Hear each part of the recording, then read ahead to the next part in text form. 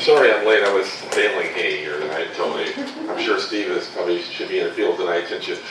So you may think this sounds real boring, nutrient reduction strategy, science assessment, but I promise it'll be interesting. And one thing I want to say to start with, there's a lot of misconceptions, and people think, well, we have a nitrogen problem, a nitrate problem in the rivers. So if we could just reduce our nitrogen fertilizer rate, we'll solve the problem, right? That's not true. We could not put any fertilizer on at all, and we grow corn and soybeans, we still have a nitrate problem. And I'll show you why.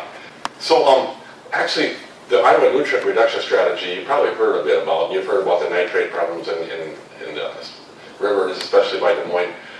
But actually, what really started it was the dead zone of the Gulf of Mexico. Is that there's a Gulf hypoxia action plan, and EPA, which has responsibility for water with the Clean Water Act, helped put this together. And actually, EPA is requiring states to have an action plan. Because the states get funding from EPA, and if states don't protect their water, EPA can take away their authority and do it themselves, regulate it. That's why states have to take some action, or else they'll get regulated by the federal government. So anyway, this action plan was to reduce the size of the dead zone. Here's the dead zone in the Gulf of Mexico, Mississippi River coming down, Louisiana, Texas, Mississippi. Well, every summer when nutrients come down the river, it causes an algae bloom. And then when the algae die and start to decompose, that robs all the oxygen out of the water, and it creates a dead zone. And it can be like the size of the state of Connecticut or even Massachusetts. And so the goal of this thing is to reduce the 5-year running average to about 1,900 square miles, about the size of Rhode Island, states. But it's been actually going up, and in the last few years it's been almost as big as Massachusetts again. So we haven't made a lot of progress. As a matter of fact, there was a goal set quite a few years ago that by 2015 we'd meet this target. Well, we didn't make it, so now they set the goal for 2035. So we're not getting there, obviously. But that's what really was the impetus for our nutrient reduction strategy. And if you look at, from the U.S. Geological Survey, they look at where the nutrients come from. This is phosphorus and nitrogen. And about 80% of the phosphorus that gets down to the river comes from agriculture. And on the nitrogen side, about 72% comes from agriculture. And most of that is corn and soybeans. 52% is corn and soybeans. So most of the nitrogen coming down the river, getting to the dead zone, is caused by the nitrogen thing. And nitrogen is a limiting nutrient. This is, can you even see that there? No, this is kind of an old model from soil fertility. This is a barrel statement. These are all the nutrients.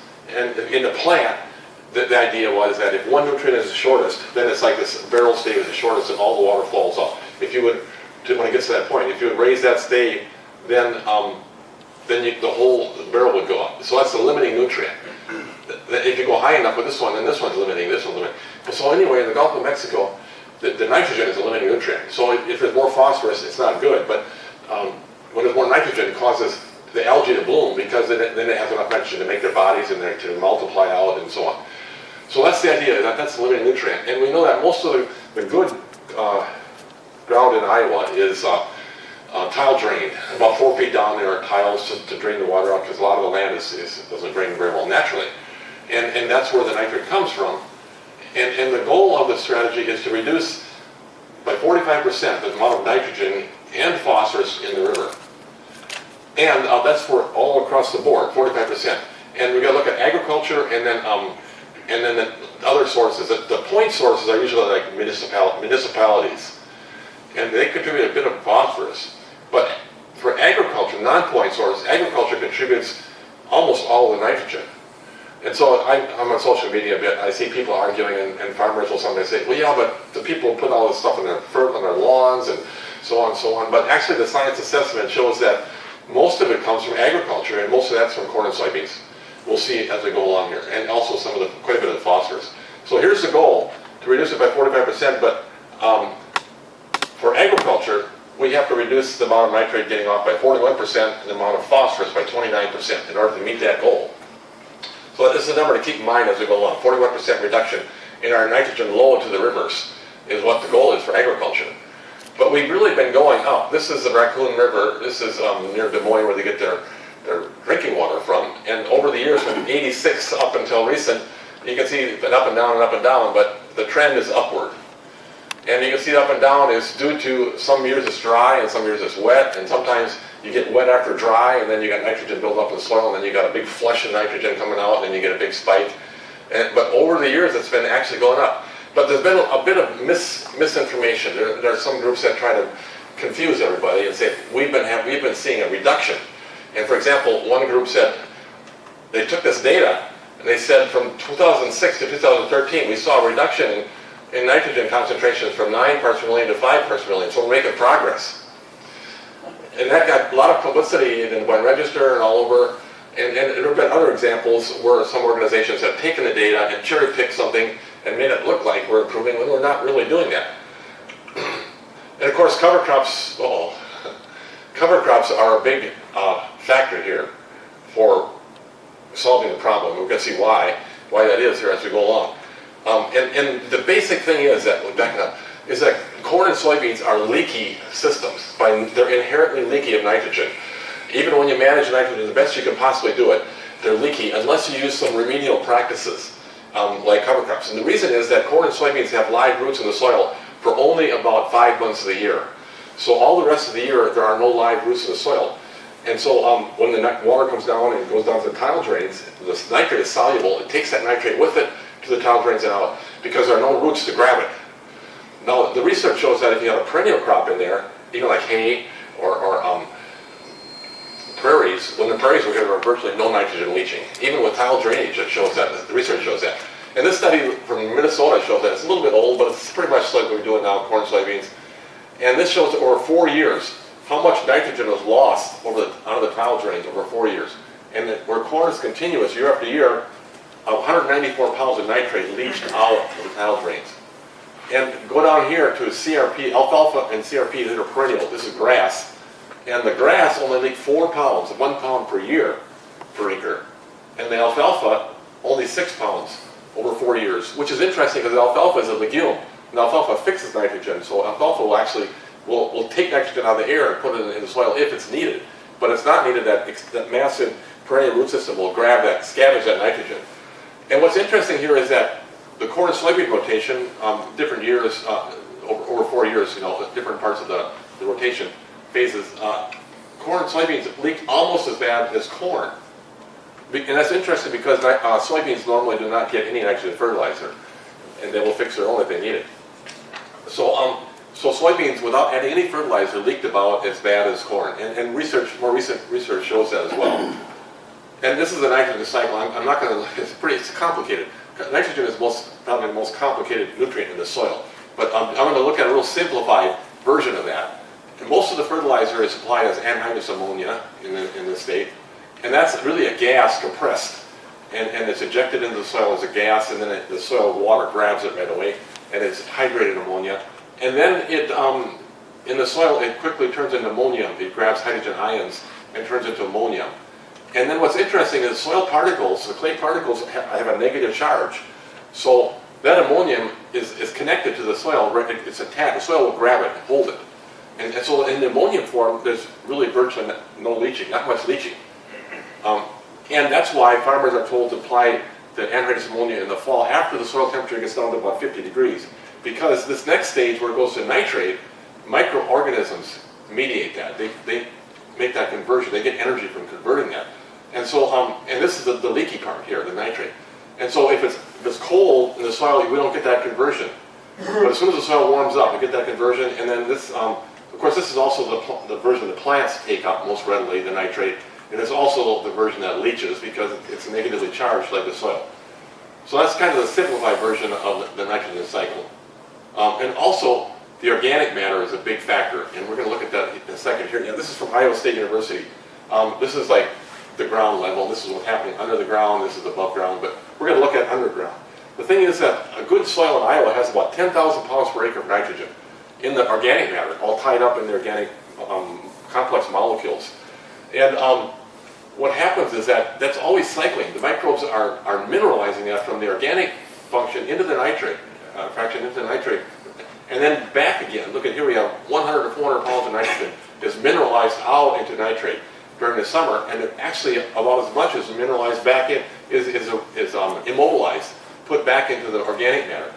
but there's a tendency, there's about 30 pounds per acre leakage in an average year. And this is for corn, but now this is corn, but soybeans, interestingly, leak about the same amount. The dynamics are very similar to soil. And again, the reason is that during most of the year, there are no roots to grab that nitrate when it starts to go down with the water rainfall. This kind of illustrates it a little better. This red line shows as the soil warms up in the spring, the soil gets warm, the microbes start getting active. They start to mineralize that nitrogen out of the organic matter and start to make it into nitrate form. And more as it gets warmer and warmer.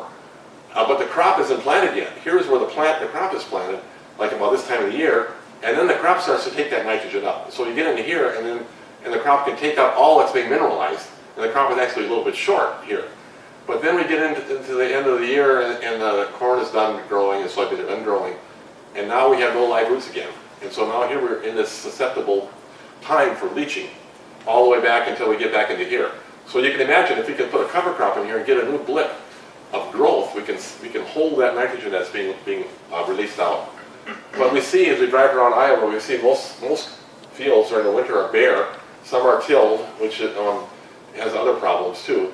So I think the latest statistic I saw is about 2.3% of Iowa's corn soybean acres, 23 million acres, are covered with cover crops now, which is just a drop in the bucket. You know, we're getting more excitement about it, but we're not getting that far very fast. And the practical farmers of Iowa have this little saying, "Don't farm naked," and then cover crops. You know, don't let your field be naked during the wintertime. Have something growing all the time. And there are a lot of other benefits, which I'm sure Steve knows about, that cover crops will bring as well. What's really interesting, this last couple of years, some research came out of Iowa showing, comparing a conventional corn-soybean rotation, how much nitrogen was leaked out over 2 years, almost 70 pounds. And in an organic rotation, corn, soybeans, oats, alfalfa 2 years, only half as much leached out. Remember that the goal of the nutrient reduction strategy is 41% reduction. So in this little scenario, we've actually exceeded the goal of nutrient reduction strategy. And what's interesting is that the organic thing requires a more complex rotation as a rule. Usually you have small grains and some sod crop in there, which of course has perennial roots in the ground. But also the corn usually gets its nitrogen from the alfalfa. The alfalfa gets plowed into the soil, and then the corn, as that's released, the corn can take it up. And there's a difference in the dynamics, because in the conventional system, the nitrogen usually goes on all in the spring, or in a big slug, and then it could be leached more easily. Whereas in this system, as the alfalfa decomposes during the growing season, as it gets warmer and warmer and warmer, it tends to match the cycle of uptake by the corn crop. So what are some of the treatments here? Did I miss a slide here? Yeah, there's one slide that never shows up. I don't know why. You might have it on hide. On what? You know, there's a hide button. Hide? H-I-D-E. Yeah, I don't know how I do that though. Anyway, what I had a slide there that shows how much different treatments would reduce the nitrate leaching. And on average, cover crops like rye will reduce nitrate leaching by about 31% on average, the research shows. But up to like 55% reduce the nitrogen leaching if you let the cover crop go longer and get taller. And some of the other things are bioreactors and wetlands, and they denitrify the nitrogen. They take it from the nitrate form, put it back up into gaseous nitrogen. And so they will catch it at the bottom of the tile drain. Suppose the field's up here, the tile drain comes down here into this bioreactor, which is filled like with wood chips. And then those wood chips give energy to the microorganisms, and the microorganisms will convert that nitrate into gas. So that's one edge of the field kind of treatment. Wetlands can do the same thing. I kind of am partial to the cover crop idea and the rotations, because you're treating it on the surface where it's being produced. It's I think more of an ecological approach versus engineered approach here. I'm going to show a couple things from my farm. This is some cover crops. This is what rye I planted in the fall, and a little bit earlier, and I had it by about 8 inches of growth there when I came into the winter. And what I've been doing is letting the rye grow all the way up, and it starts to head out. And I'm interested if Steve has some comments as we go along here about this, because I think this has a lot of potential. It works really well for organic, but I think it could work for conventional as well. And the thing is that to roll the crop down then, and then you can plant right into the crop. So this is my first year. I had a bunch of little fields. I laid it out flat. You got to wait till it just starts to make a head, or like in the dough stage or milk stage. And then once you roll it down, it'll stay down. If you do it too early, it'll pop back up again. And then plant the soybeans in a way the soybeans come right up through there. And the weeds, the soybean has a lot of energy in that bigger seed. It can pop right through, but the weeds have trouble getting through that mulch. And so you have a good mulch all summer long to help control the weeds and to help hold the moisture in. And so if you have enough rye, about 8,000 pounds per acre, the research shows that you can pretty well control your weeds. And I found that that's about the case. Where I have that much rye, I can pretty well get by without weeds. And one more thing I did as a little experiment on 2 acres a couple of years ago is I planted some hairy vetch and oats. You can see the hairy vetch coming up. I planted it a little too late. I should have got it in the first week of September. And the oats really grew and passed up the rye. And during the winter, however, it kind of froze over. And so I thought it killed a lot of the rye, a lot of the vetch. And remember, hairy vetch is a legume, so it'll fix nitrogen. So my plan is to put corn in that. The rye works good for soybeans, but you have to have a nitrogen source, and for organic, you can't just throw on nitrogen fertilizer. So that the legume, the hairy vetch, will provide the nitrogen for the corn crop. So what I did is, I thought it was all dead in the spring. And I kind of ignored it, the little 2 acres. And also I drove by it like in the middle of June, and it was flourishing, full of flowers. And so we whipped over there and brought a corn planter in, and it didn't even have a no-till coulter. I thought I was going to plug it all up, but it didn't. It was just amazing. It went right through it, no plugging up at all. And it didn't even need rolling. I rolled it, but it was actually flat already. And I was late, but what happened is that where I had a good rye, half of it was good, half was not so good. I had virtually no weeds in the corn, and the corn didn't show any nitrogen deficiency that I could see. So I was pretty pleased that it's a possibility, but it's a little risky and it's a little stretching it. So another thing I've been doing is grazing cover crops. And here I planted rye, and you can see in the fall, I fenced off a little hunk that the cows couldn't get to, and I made them graze right to the ground. And come spring, what happened to here? Yeah, by spring you could hardly see the difference. This is it right here that was saved, and it kind of dives back a little bit, and then a little further along, it almost caught up. By the time I grazed it again, it was pretty well caught up. And so that's another thing. Using cows really works on the cover crop system, and also on our farm we have a lot of paddocks. We have about 80 cows, and we graze about 170 head. And so we have about 60 paddocks. So after each milking, twice a day, the cows move to fresh grass, and they move around the pasture. And that way we have the perennials on the landscape all the time, and so we get, I think, more of the solar radiation, because as soon as it warms up in the spring, like March, it starts to grow, and it grows until late into October. So, and then it has live roots in the soil year round. So real quickly, I want to go through the argument we have. What's the solution to our water quality problem? Some will argue we should have a voluntary program, but the objections are that not enough farmers are participating. Historically, I worked at USDA in Washington 25 to 30 years ago. I was part of a national water quality initiative we launched, and it was voluntary. And the idea was, well, maybe if it didn't work in 5 years, there would be a need for regulation. And that was quite a few years ago. So we've kind of gone around that merry-go-round many times, but so that's the thing.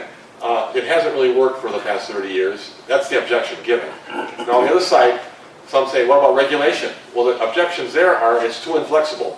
Every farm is unique. You can't have one regulation that everybody has to do. You can't have one size fits all. So what I've been suggesting, well, first of all, there are some things that one size does fit all. Grass waterways. When you drive around, you see some places people don't have grass in the waterways. When the water comes down, it makes gullies every year. So the grass waterways are really important. And I think that's the case where one size does fit all, where everybody needs to have grass in the waterway. So that's one thing that could be regulated. And so unlike when you get a hard rain, you get a lot of problems here.